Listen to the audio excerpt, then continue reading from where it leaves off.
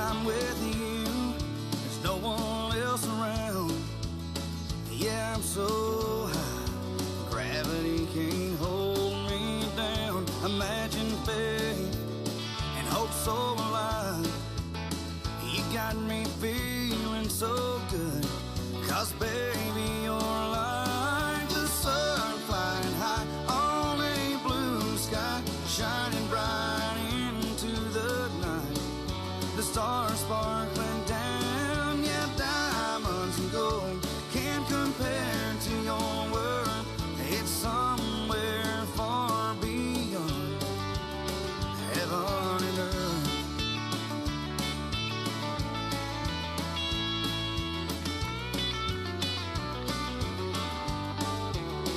When I hold you, I'm high above the clouds.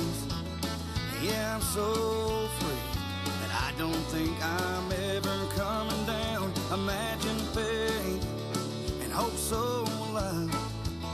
You got me feeling so good. 'Cause baby,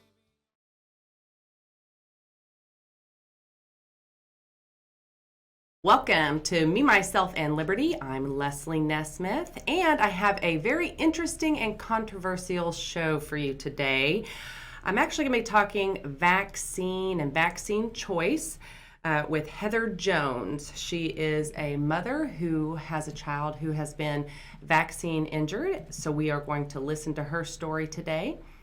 Also, I want to remind everyone about patreon.com. Please go to patreon.com/OTUmedia. This is the way that you can support us and help us get this message out there. We are conservatives and we want to help conservative candidates. We want to get the conservative message out there, and that takes money. So we need yours. So patreon.com, and you can support us there. Okay, so one other thing I want to talk about is the Let Them Live rally. So Dave Green, who's running for CD5, is putting on this rally, and I believe it is December 10th. And the guest speaker is Star Parker. Okay, I've been mentioning this book the last couple of shows. So it's Uncle Sam's Plantation. And so what I want to do is get a few of you out there who are willing to read this book over the next, say, month. And then I want to have maybe a roundtable discussion, have you on my show possibly, and discuss the contents of the book. Now, I don't want a bunch of people with the same opinion going into this to read the book for this purpose. I want different people. So I actually have one person who's a good friend of mine, and she's a Democrat, but she's very logical, but she is reading the book, and she'll be part of our roundtable discussion. So this is the book, Uncle Sam's Plantation. I have 2 copies here. They will probably be here at the studio, or you can go on Amazon and purchase one. Very inexpensive. It was like $6 for the paperback. So if you want to join me and discuss this book, please just comment and let me know, and we'll get a book to you, or you can get a book on Amazon. All right, I will be right back with Heather Jones.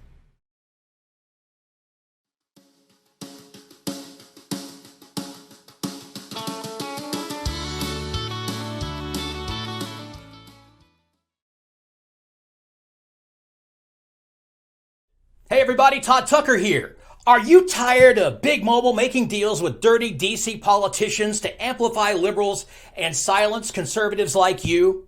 Do you want the same quality of service that you get from your current provider without supporting leftist, anti-American subversives like Kendra Horn and Nancy Pelosi? Well, Patriot Mobile can help you, and they can make a great deal. Ask what Patriot Mobile can do for you, and ask what Patriot Mobile can do for your country.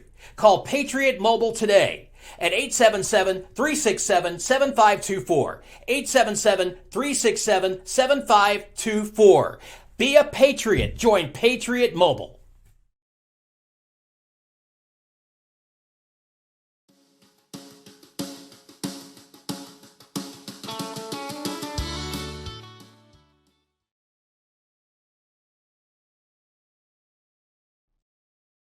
Welcome back to Me, Myself, and Liberty. And as you can see, Heather Jones has magically appeared. Welcome. Thank you. Thanks for having me. Yes, I'm glad that you're here today. This is a very important subject. I know it's kind of touchy for some people, but we'll talk about some of that here in just a minute. So I want to know more about you. So tell us about you. So I am an Oklahoma girl. I've been. My parents are both from Oklahoma. Grew up here. My dad was military and ended up back here at the end of his career. So born and raised here, and we live in Elgin, Oklahoma, which is outside of Lawton. Okay, yeah, I know where that is. A little bit further south, just a small town. It's still there. My husband and I are both from there. So, and we have 6 kids together, so that we're raising there. So. Wow. Yeah. I'm in the 6 kid group too. Yes, that's right. Yeah. Yeah, that's right. And ours range from 5 to 26. Oh, so gosh, yes. Quite the range there. That is a range. Okay, so now what do you do, just for the audience? So I'm actually, I'm in sales. I work actually in the construction industry. Okay. So here in Oklahoma City, I drive back and forth every day. So So wow. Yeah. I love it. It's a fun industry to be in, especially in Oklahoma City because it's booming. So. Oh yeah, actually my dad and I have several people that are in the construction industry, and my company is kind of related to the construction industry too. But yeah, there's a lot of business, and it's interesting that you drive that far every day. Yeah. We actually have an employee, one of our technicians, that drives from out there, in Lawton, Cash or whatever. Yep. Yeah. So yeah, it's a long drive. Okay, all right. So the reason we're here is to talk about specifically your story. I did post on my page for anybody out there that hadn't seen my interview with Liza Greavy about vaccinations in general and lots of statistics and information. So we're not going to get into all of that today. We may get into some of it, but I encourage the audience to go back and watch that podcast. It's posted on my Me, Myself, and Liberty page.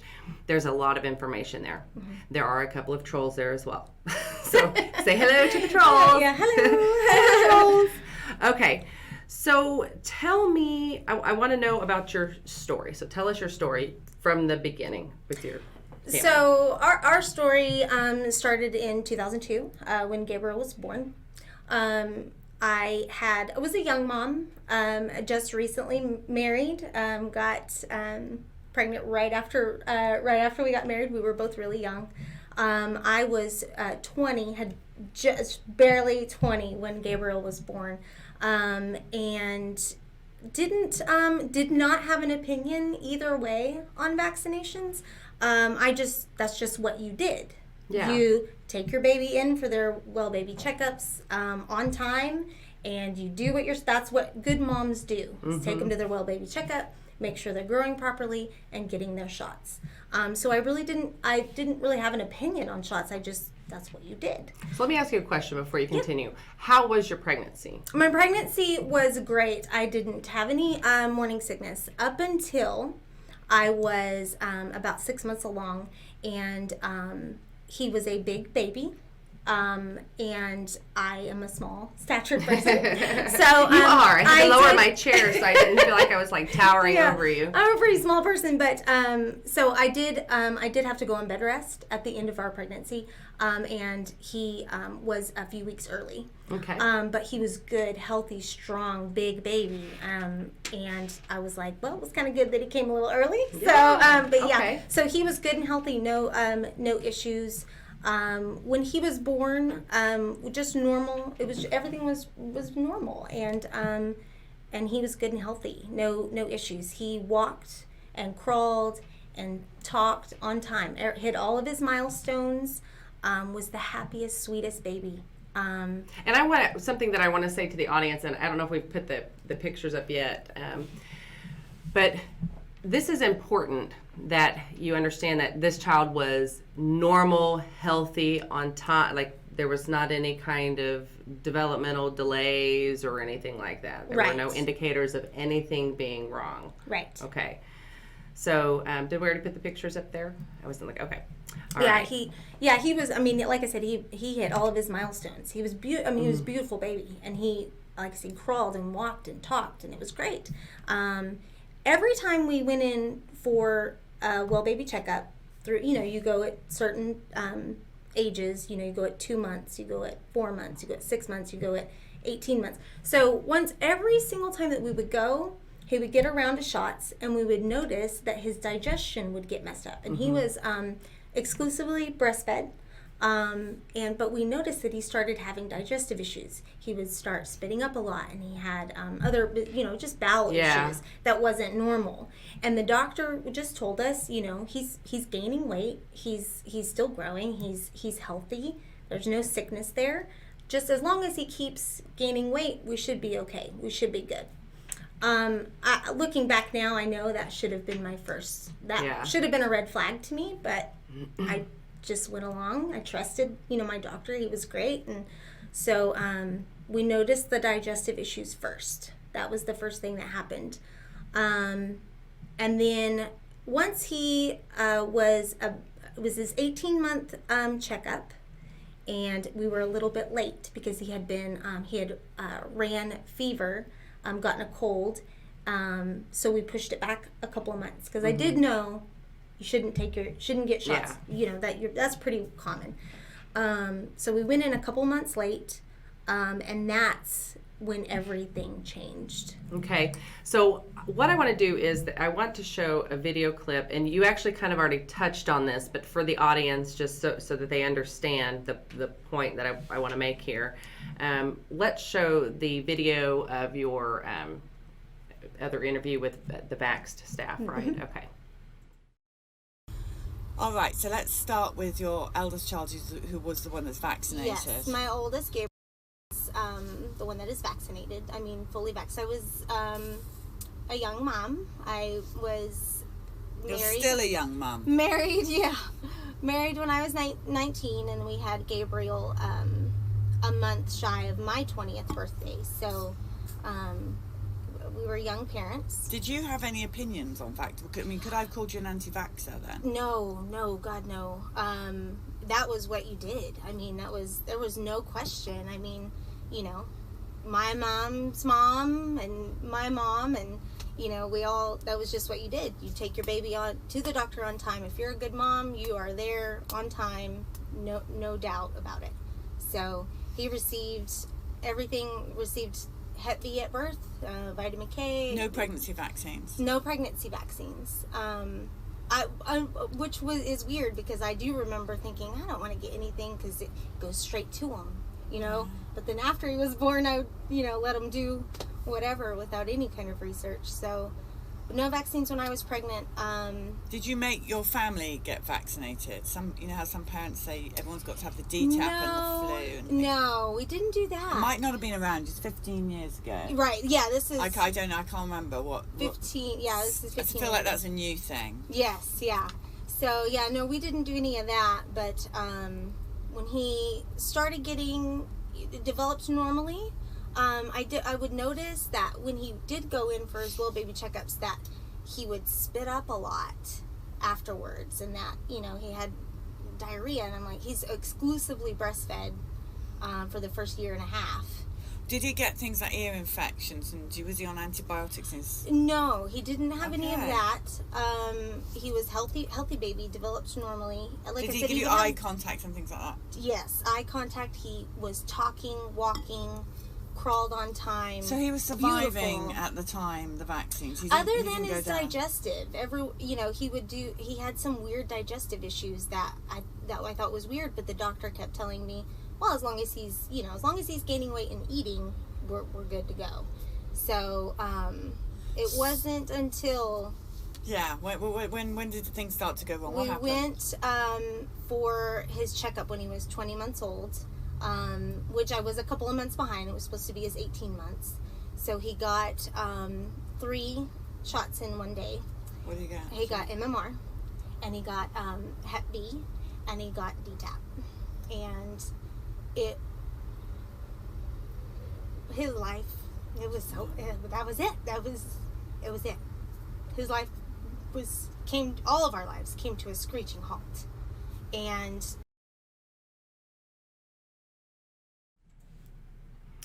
okay, So the reason why I wanted to show that, I know that you just stated that, but I want the audience to understand that everything was normal. You did everything as you were supposed to. Right.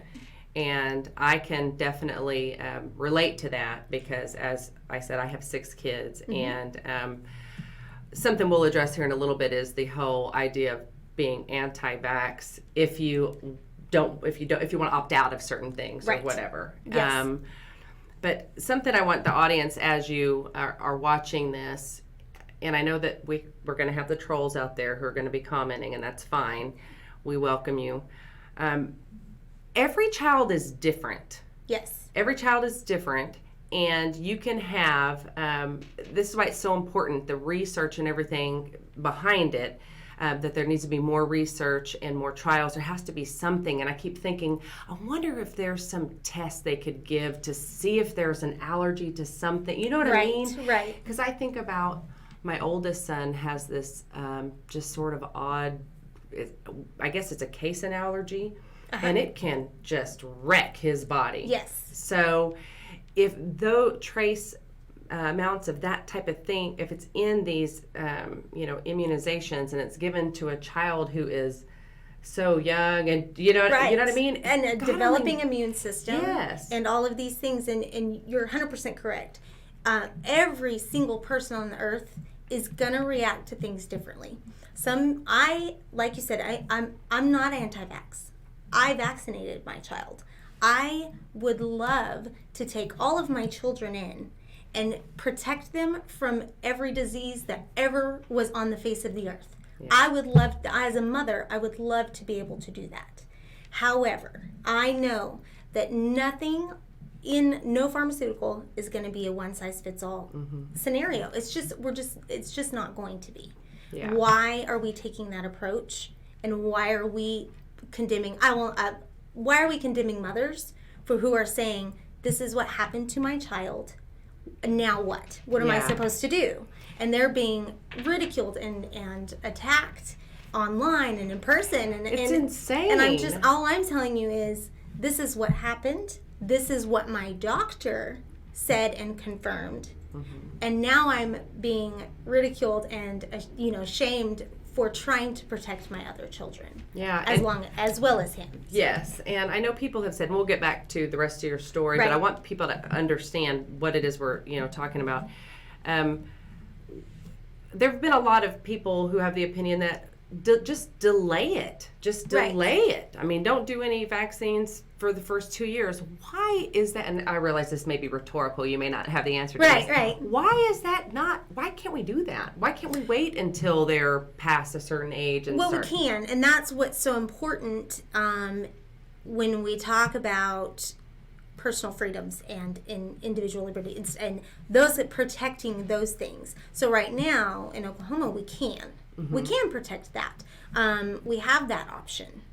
The more that's chipped away at it, because I want each person, each family, each parent to decide what's best for their family. Yeah. If they want to follow that schedule and they want to stick to everything, I want them to have that right. Yeah. And I want them to be protected as well as me and my family's choices. So that's what it really boils down to, and that's what you get. That's the bigger picture that you get into of, it's not about anti-vax and pro-vax. It's about personal choice, health choice, having that relationship with your doctor and being able to have that relationship and not have the government involved. Yeah, so, yeah. I'm definitely for parental choice and just Yes. pretty much everything. Right. Okay, we're going to take a quick break, and when we come back, we'll get to the other part of your story. Okay.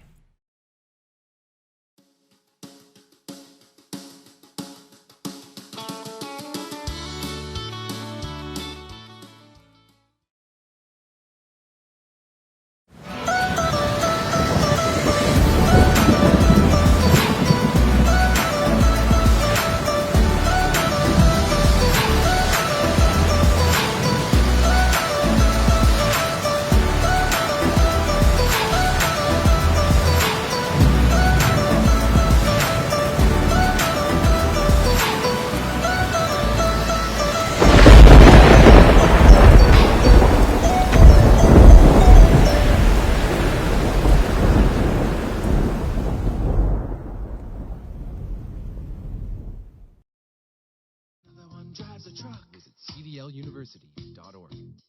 At CDL University, and another success, another one drives a truck. Hey, gonna help you too, another one drives a Dear Miller, CDL University. For some of you, it's already too late. You're standing over in a dirt field, waiting in line to back a truck, and it's been 3 weeks now. If you're gonna do this, do it right. Come to CDL University. Get your CDL.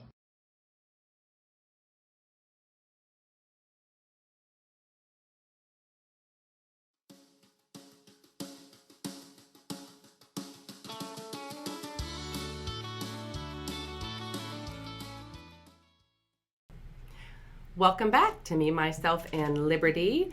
I have Heather Jones here, if you're just now joining us, and we're talking about her personal story with a vaccine-injured child. So let's pick up there. You were telling us about how everything was good, the pregnancy was good, he was born, he was healthy, no signs of anything being wrong, normal. The APGAR score, I assume, was Great. normal. Yep. Okay. So then 22 months, is that what it was? About 20 months. 20 months rolls around. Yep. And let's talk about He that. was about he's about 20 months old. We took him in. He got his round of shots, and that night we took him home. He was fussy. Of course, they tell you they're going to be fussy. They might run a little fever, and it's common. Most babies have that. So we gave him Tylenol, Motrin, did that whole alternating thing every 2 hours, and it wouldn't go away. It spiked. His fever got super high, and I thought, this is not good. Something's wrong. He was screaming uncontrollably, and like I said, he was a normal, happy baby. This kid didn't fuss, and he was screaming, and I couldn't calm him. I couldn't soothe him. He didn't want to, he didn't want to nurse. He didn't want to do any of that. So we called the doctor, and then he started projectile vomiting. I don't want to get too graphic here, but it was intense. That night was pretty intense, and we couldn't get him to soothe. And I thought, something's wrong. Something is so wrong. And we called the doctor, and he said, okay, that's normal. Make sure you just keep his temperature down. And then that was it. Then once we got his fever to break, that next morning, it was just like a different kid. He stopped playing with toys. He stopped talking. He avoided walking. He didn't even really want to walk anymore. It was really strange. And we couldn't get his attention anymore. It was just gone. Then he started having allergy problems. He started having food sensitivities. He got to a point where he was stopped eating. We couldn't get him to eat but certain items. He developed, it was a lot of weird things that just started happening over the next few weeks. We took him back into the doctor, and we had called him several times in between that visit and the next visit, because all this stuff kept happening. And everybody kept telling me, oh, it's fine. He's fine. You're being a little overprotective. You're being a little bit, but I was like, well, this is my kid. I know something's wrong. So we went back to the doctor, and he was like, we said he's getting all these rashes, and he's having all these issues. And the doctor was like, cut out your candles that you're burning. Oh my God. Like, he just started saying all these things, and I was like, well, that's weird, because up until this point, we've never had any issues. And he's, so we started doing that. We thought he was going deaf, because he would no longer answer us. We would go, Gabriel, Gabriel, and he would just zone out, and it was crazy. And so, and then we started noticing other things, like when we would go outside, we would go to the grocery store, and he would almost get to this point where he would just like collapse, because he was so, like, his senses, he couldn't handle like loud sensory noises. overload or something. Couldn't handle loud noises anymore. And then it was the doctor, we took him back in again, and he said, okay, how much TV is he watching? And I said, I mean, just a normal kid, he'll watch, some cartoons or something, but, and he was like, well, just remember that you need to keep him off of TV as long as, I'm like, okay, what does this have to do with anything? So it was really frustrating. Yeah. It's really frustrating in the beginning. And then finally, we went and had his hearing tested. We had all this stuff, all these tests done, and all that came back clear. It was all good.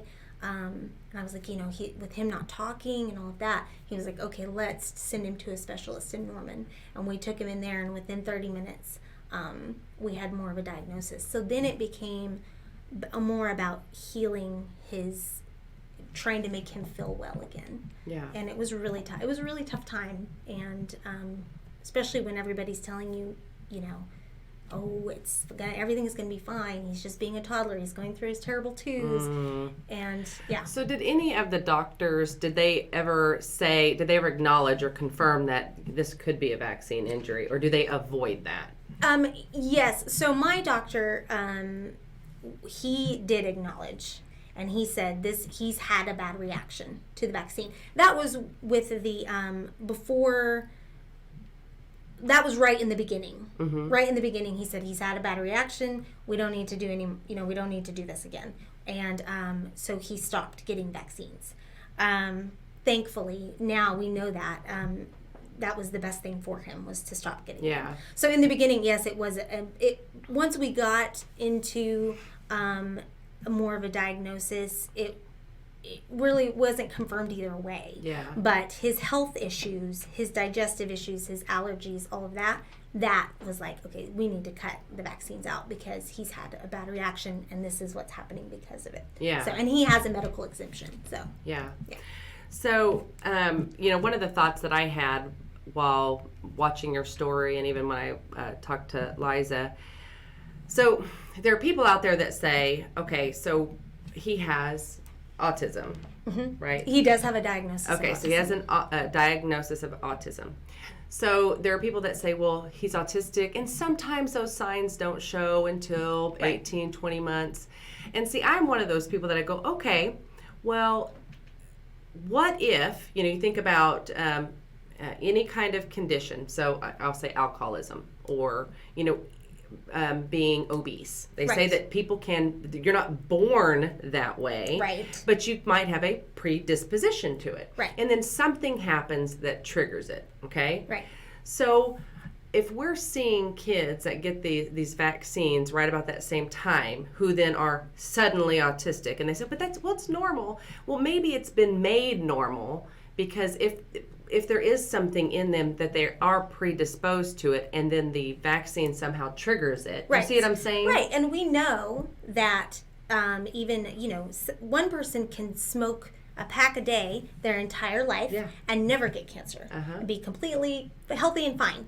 And then they may have other issues, but they may never get cancer.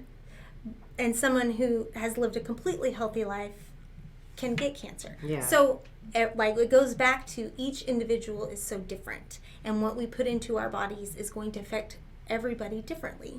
And you said, is there, I wish there was a test that we could do, and we now know that there are some genetic markers. You can test for the MTHFR mutation, which makes it really difficult for certain people to detox certain things. So a person with that mutation won't detox the adjuvants and all the stuff that's in the vaccines. Yeah. It won't let them detox like they should. So, and not just vaccines, but anything environmental. They're not going to be able to detox that as well. So is that something that they can now give at birth, that they can test for? Or it's really expensive. Of course it is. It's a very expensive test. Of course it's expensive. You have to and you have to request it. It's not something that's just given. Yeah. It's not a basis for a medical exemption. Mm-hmm. So even if that's not necessarily going to get you an exemption to a vaccine in order for your child to attend school. Mm-hmm. So there's still a lot of working pieces on that deal. But you can get tested to see if you have that gene, and it's something that will do for all my kids. So, Yeah. have done for all my kids. So. Yeah, I would definitely too. Right. Okay, so now we've talked about kind of what you went through. So something else I want to hear about is, so what was it like with a child going, 5 years old, 8 years old, 10 years old, and then like puberty and all of that? Yeah, so it's been because he is now 17 and a half. He's a senior in high school.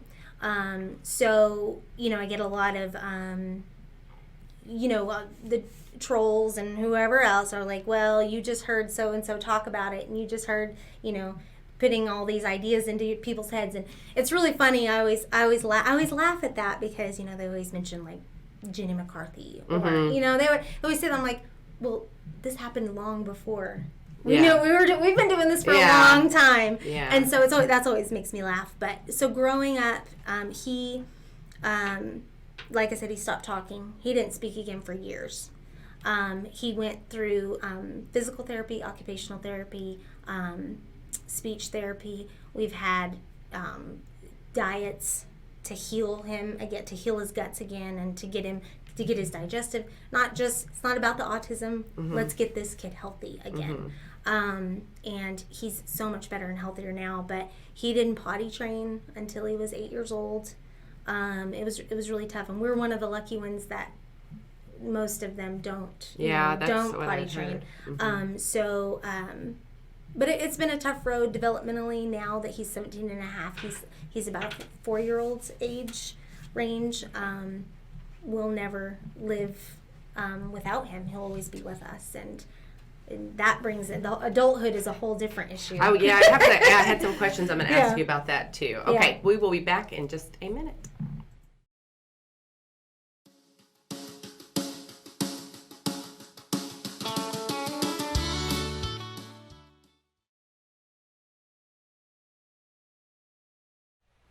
Hi, I'm Leslie Nesmith, host of Me, Myself, and Liberty right here on OTU Media.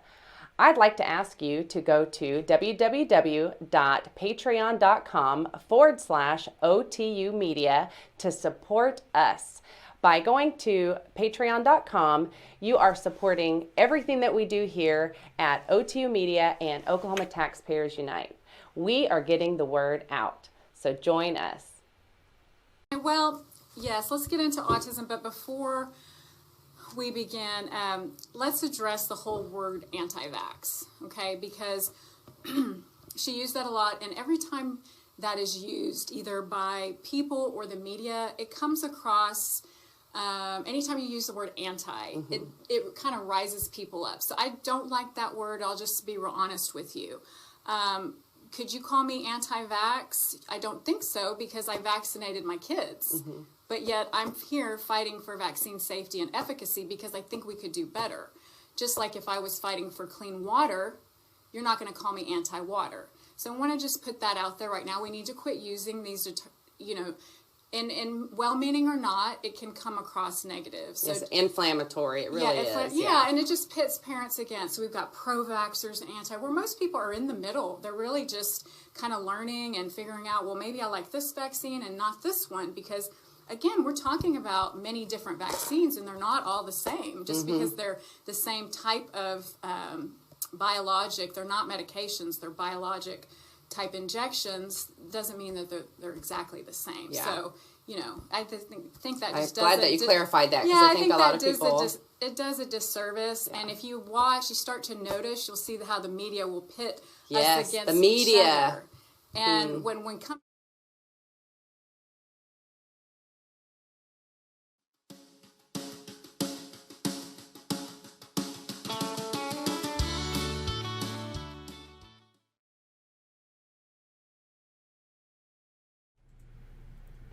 Welcome back to Me, Myself, and Liberty. And as you can see, Heather Jones is still with us. We are talking about her son, Gabriel, who is vaccine injured. And I wanted to show this picture of him today. So handsome. So was this a prom? This is prom. Okay. Yeah, this past, Okay, so tell me how, I think about, so like a 4-year-old kind of mentality Right. in the body of a 17-year-old. Yes. That has to be very interesting. It has and challenging been and extremely interesting and challenging. I can't even imagine. Right, So talk because about you know that. when they're young and you're going through all this, and you're trying to work through therapy and the physical therapy and the speech therapy and all that. You're just living a day at a time and just getting through the day. Like, okay, how are we going to get Gabriel through today and have him living the fullest life? And now he's coming up on adulthood, and he's going through puberty, and puberty's hard enough on a neurotypical child. Yes. But to have a child with a disability, it's even tougher because it's harder to explain what's happening to them and what's what they're going through. So that's been a real challenge. He is aware that he's 17 and all his classmates have cars, and trying to explain to him that it is a lot of disappointment sometimes, because you have to try to explain to a 4-year-old in a 17-year-old body that his life's a little different.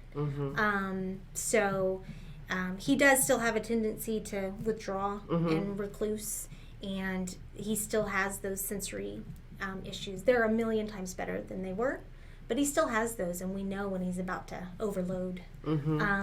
We still have to watch his diet and make sure that his guts are good. There's always going to be some digestion issues. That's the thing. A lot of the issues that come along with vaccine injury are different for everybody, but especially for him, it's allergies and bowel issues and stuff like that. And people don't think about that. They don't think about that when they hear vaccine injury, because the media plays up one thing. But it's a lifelong disability on several levels, and lifelong health issues, chronic health issues that we will always have to battle with him. So we're going into adulthood trying to navigate jobs, because we want him to be a productive member of society and contribute, and not stay locked up in his room all the time. So we're navigating that right now. It's been tough. That just this month it's been a long month of trying to figure it out. So yeah. See, and I try to look at it in the context of I had mentioned that my youngest is 5, right, and I think about, okay, if I were trying to explain to Noah, Yes. a job, or, Right. how to do something, or why you don't do this or say that around, Right.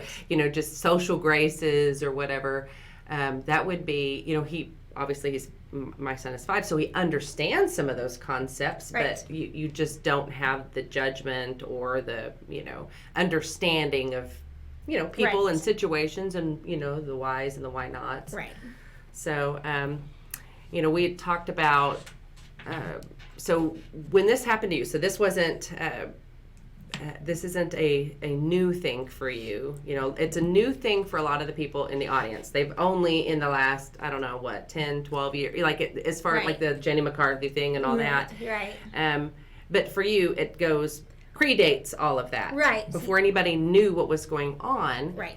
And so your research today, I can get on my iPhone and I can say, oh, well, vaccine injury. Let me look it up, Right. or let me see. Oh, what is a peanut allergy, or this Right. or that, or Let what? me go to the CDC website and look at this. Yeah. Yeah. Yeah, in the beginning it was really tough. I mean, this was back in the early 2000s. We had, dial-up internet in Elgin, Oklahoma. Oh gosh, that's like double whammy. It's like, if you can imagine, yeah, it was really tough. You didn't get on it. We didn't. That's not where we researched. That's not where we learned. The first thing I did was go to the doctor and say, "Can I see I know that there's inserts with every pharmaceutical product. I know that there's side effects. Can I have those? Can I look at those to see?" And like I said, my doctor worked with us really well. Yeah. And started going through and reading all this stuff, and I was like, this thing folded out this big. Oh, yeah. It was huge. And so that's where I started, was reading that insert and seeing. I was like, wait a minute, this is a side effect, this is a side effect, this is what's going on with him. And So that's what I want to also make sure the audience understands. For the people who view people that have gone through this as anti-vaxxers, it's actually in the pamphlets that you're given at the doctor, or not given, I don't know, given, not given, or they're made available to you at the doctor's office. And you had said in your other interview, we research car seats, we research I can tell you, I think about, researching, you hear about different dyes and things, like Kool-Aid or whatever. Yeah. And I remember, no red Kool-Aid or this, like all this stuff. And then you just take them into the doctor and get them shots without ever even asking a question about it. Never even batting an eye. No, you never bat an eye until it takes something like this to make you realize. But so that's where we started, and then I was like, okay, so there's got to be more information. There's got to be something. So I started looking at the library, trying to going to bookstore, coming up to Oklahoma City and going to bookstores and trying to find some information. It was really tough. Like I said, there wasn't Facebook. We did, you know what I mean? Like, now you can just post it. You can be like, hey, I've got my son, he had a fever yesterday at school. He came home 103 fever. He's 5, and gave him some ibuprofen. And this morning, no fever. He's normal. He's playing. He's at my mom's because he can't go back to school until tomorrow. But it's just like a bizarre thing. But I just posted on Facebook. I'm like, hey, this is bizarre. Has anybody else experienced this? And you get 15 people answering. Yeah, this or that, or yep, this bug is going around. Well, you. It might have taken, weeks or months or years. We just would we'd get information, we'd take it back to the doctor. And we'd say, okay, look at this. Tell me about this. Give me more information. So that's what it was like in the beginning for me. It wasn't until, the internet started really kicking. Not that it wasn't around, but we lived in Elgin. We didn't and really back then, there was internet and all that, but it's just not the same as it is now. Right. And so it really was just finding information, taking it back to the doctor, coming back home, reading some more, and the more I started, I became almost obsessed with it. Oh, I can imagine. Staying up all night, reading, and just really becoming obsessed because I was like, I'm determined to make this kid feel better. Yeah. Like this healthy, normal baby, and now he's sick all the time. Yeah. Like something happened. Something's, and the more we read, the more it you just get that eyes, and I thought, oh my gosh, what have I done? What have I done? And and I had to then take it, okay, now what do I do? Now what do I do with my other boys? What do I do? Yeah, I want to talk about that. So you have 3 other boys? So 4 total? Yes, 4 boys total. Yeah. So, and the other 3 have not been vaccinated. Have not been vaccinated. And they have the same 2 biological parents. Yes. And the first one who was vaccinated has a vaccine injury. Correct. And then the other 3 are healthy. Yeah. Okay, so no issues there. No issues, yeah. Okay. So talk about that. So the decision was made.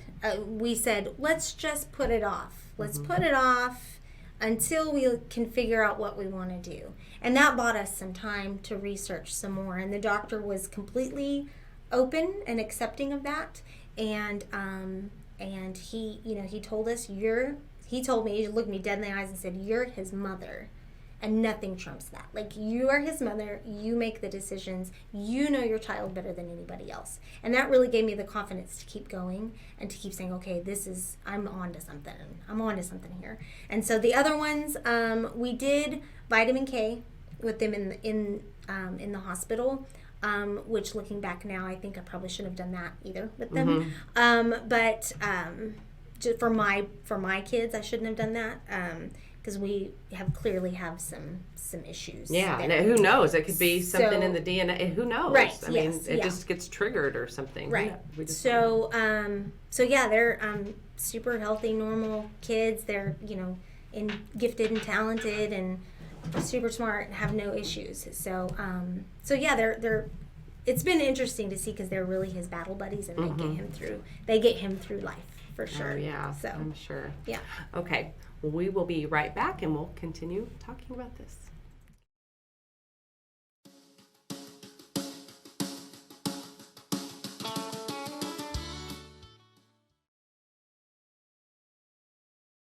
Introducing all new, safe, natural relief. A cannabinoid-rich, clarity and focus formula with 17 essential supplements. When it matters most, you've got a job to do. Anxiety isn't an option. Programmed to keep you moving. A product exclusively manufactured for Active Duty RX by Cantech Labs. Hey everybody, Todd Tucker here, and everyone who knows me knows I love to read a great book, and right now I'm reading this incredible novel by local author Richard Engel. All you have to do is go to LastAmericanPresident.com and say big right now on this book. The Last American President is a story about political intrigue, romance, betrayal set against the backdrop of the dissolution of the United States of America. It's great reading, and when you go to LastAmericanPresident.com, LastAmericanPresident.com, use the promo code OTU, you're going to save money. And not only that, but half the price comes back to OTU. So half the proceeds from this book come back so you can watch great programming like you see on the OTU Media Network every day. LastAmericanPresident.com. I highly recommend this book. Read it today.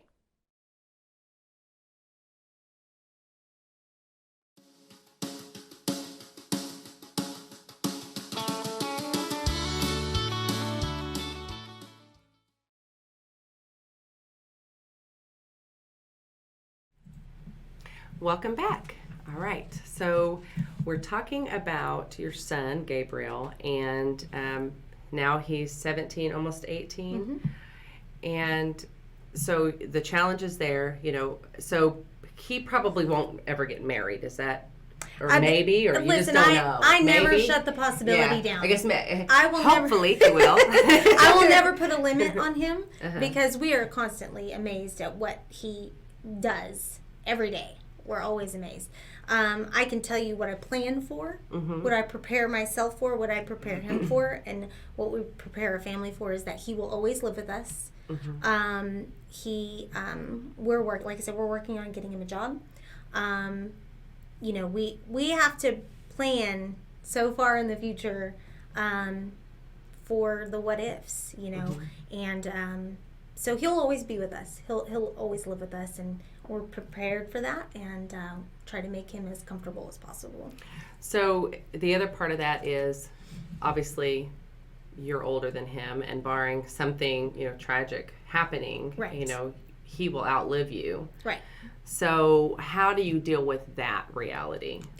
So I don't know if you really fully deal with it. Like I said, you always try to prepare yourself for those things, and I don't have a choice.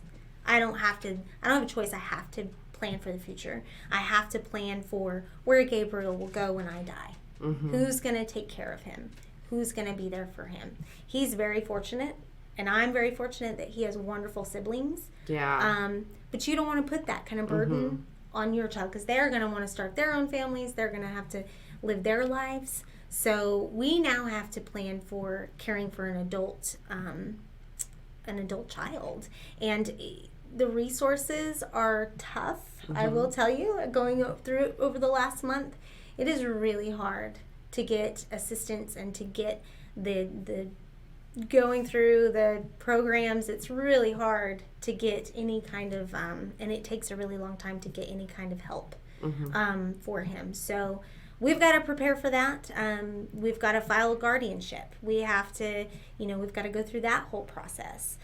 We have to file for Social Security. We have to get denied. We have to redo it. We have to, all of these things that you don't want for your kid. And, we have to think about, where is he going to live? Who's going to watch him every day? He can't be alone. Yeah. So, it's a lot to think. It's a lot more than I would have ever thought. Because like I said, when he was growing up, we just were getting through that day. And then all of a sudden we're in high school and we're like, oh gosh, we got to buckle down and get this under control before he hits adulthood. And it's been a... And it doesn't stop. I mean, it's just like, even with me, all of our kids are, thank God, healthy, but days become weeks, become months, become years before you even turn around and realize what's happened. Right. So how old are your other kids? So my second son is 15. My third son is 12, and then my youngest boy will be 11 this month. Okay. And then I have 2 stepchildren as well, who are 15 and 8. So. Yeah, and I was going to mention that. I know that in your other interview that you did, the another challenge of having this kind of thing that you have to deal with is sometimes it's more than you can take as a couple. Yes, yeah, and the divorce rate amongst all people with children with disabilities is high, because it's a lot of stress, and your focus and your time and your energy is going into not only your special needs child but your other children to make sure that they are taken care of, as you know, and so you take away time and energy from your spouse. And it's really tough. You have to make a really focused, conscious effort to make that time and energy and make it work. And we're very I don't even have to say fortunate, because he is an amazing father, and their dad is great, and we co-parent very well together. Always have, always will. I know that. And but it's stressful on a marriage, and even being remarried, it's really tough. And because our lives and our schedules and all revolve around somebody's got to be there. Somebody's got to be there for Gabriel. And that's so difficult. I mean, I'm in a position where my husband and I are both previously divorced, married 12 years, but just having in a normal environment, being having kids and stepkids, it's really difficult. So I can't even imagine how difficult it has been for you. Right. So. And it's, like I said, fortunately, we work together really well, and we have enough support to make it all work, and it works well. And he's happy. That's the whole goal, is to make sure that he's comfortable and happy no matter what we're doing. So, yeah.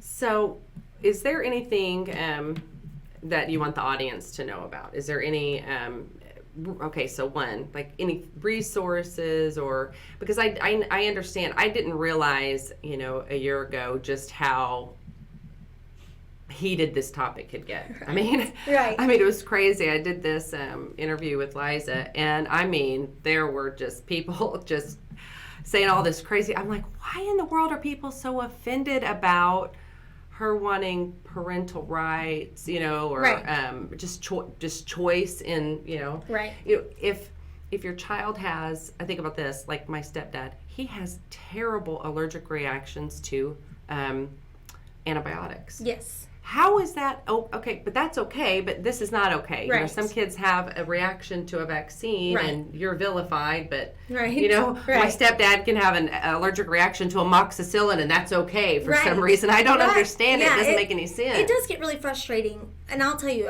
because I've done this for a long time, is that what I always try to remember, especially when it comes to interacting with another parent who's genuinely concerned about the well-being of their child. They don't want to see their child get a disease. I understand that. I get it. I have the same concerns and the same worries as everybody else. So I always try to remember and take a step back. If somebody's getting really frustrated or heated about this conversation, I say, I understand your concern. As a mother, I understand your concern as a mother. I understand that. I do. And so I always try to approach it that way. I will say, if we could take that, especially when it comes to protecting our rights, we have to take the anti and the pro labels and push it out of the way. We've got to think outside of the box here, because it gets in the way of what the real core issue is, which is my choice. It is my choice. I watched my child. Nobody else is helping me raise my child. Nobody has seen him suffer like I have. Nobody has seen him go through that. And nobody is going to help me raise him as an adult. And nobody's going to take care of him after me that's making these decisions. So it should be my choice. And, once you start really digging into the facts of things, that's when, the statistics of disease and all of that, once you start looking at the facts, they matter. And that, if you can start eliminating that. So I would say, just, there's a ton of resources out there, and Oklahomans for Health and Parental Rights is the best place to start. So OKHPR.com is the best place to start. Yes, they are a great resource. Anything else coming up, or? Well, there's always a ton of things coming up. So right now, really just check out that website for Oklahomans and Health and Parental Rights. We're doing a ton of fun stuff right now, so make sure you check that out. Lots of membership incentives and stuff like that. So awesome. Check it out. Okay. All right. Well, I appreciate you being with us today. Thank you so much. Yes. And for the audience, I'll be right back.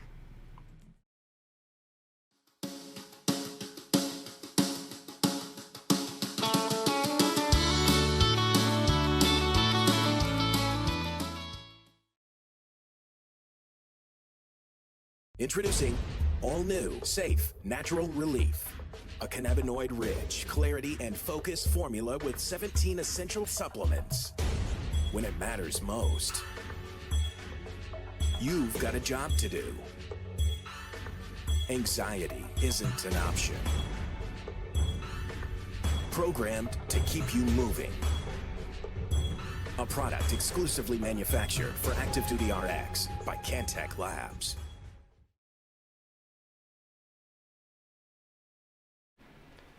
Hello, basket of deplorables, ladies, gentlemen, those who are undecided. Todd Tucker back at the bunker, where I belong. And we want you to join us here at OTU Media. Become a patron, a Patreon member. If you want true conservative messaging and not the same old corporate filtered news of Oklahoma, this is the place to be. Become a supporter, a soldier, a sergeant, a co-producer, even a sponsor. True conservatism lives here at OTU Media. Go to patreon.com/OTU Media, patreon.com/OTU Media.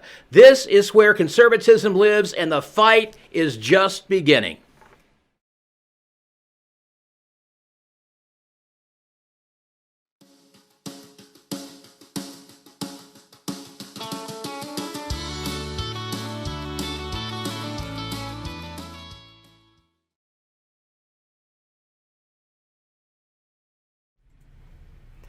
Thank you so much for joining us today. I hope that was some useful information to you.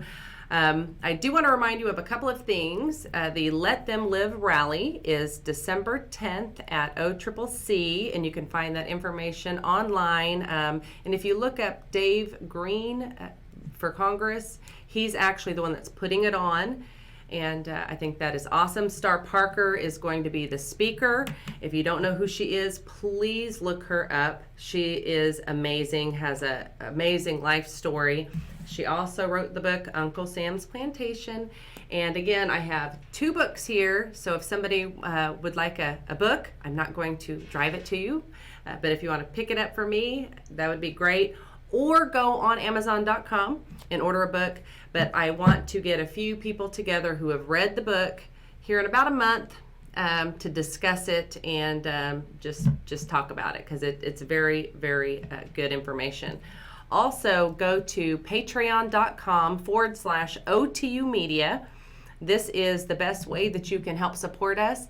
And I need your money. We need your money here. So we are in a battle. As you know, we have a presidential election looming, and we have CD5 along with some other important seats. And OTU Media, OTU, Oklahoma Taxpayers Unite, we're the ones that are out there on the front lines who are really fighting for the conservative cause. So if you enjoy these programs, please go to patreon.com and support us, because we need your money. All right, I will see you next week.